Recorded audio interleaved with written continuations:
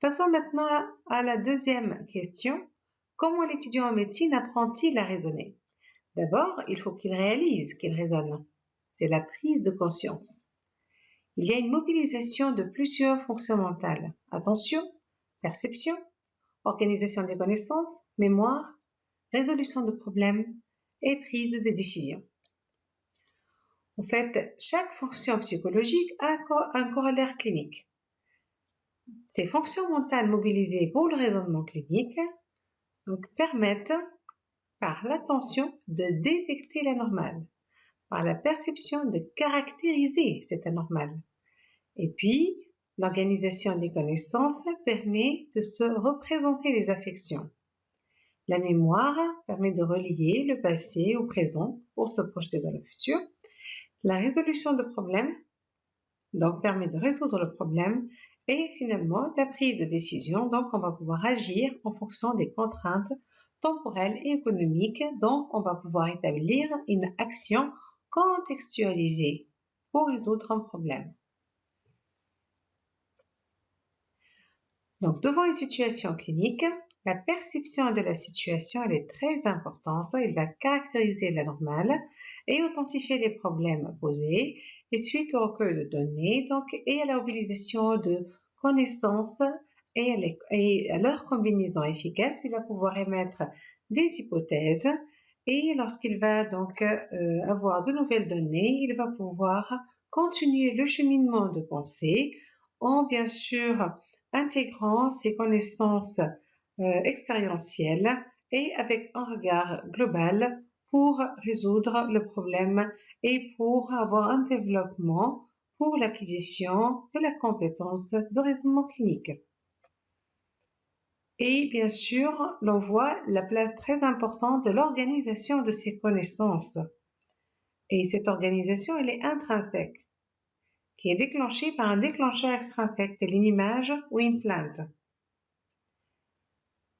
Et cette organisation de connaissances dépend de la stratégie d'apprentissage. Prenons par exemple cette organisation de connaissances qui est tout à fait différente chez un externe en médecine 5e année, donc en fin de cursus d'études médicales, et un résident de spécialité.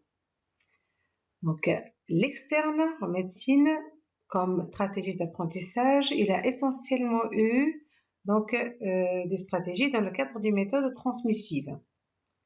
Alors que le résident, il a plutôt appris sur le tas, il a eu plutôt des connaissances expérientielles. Prenons par exemple un cas authentique. C'était une patiente âgée de 3 ans qui a consulté aux urgences pour retard spatio-pondéral, taille -3DS. En fait, elle a été envoyée par un praticien de libre pratique. Donc, cette petite 3 ans, elle a un retard de croissance avec une taille -3DS, des douleurs abdominales récurrentes et au bilan sanguin, une anémie ferriprive et une hypocalcémie, 1,9.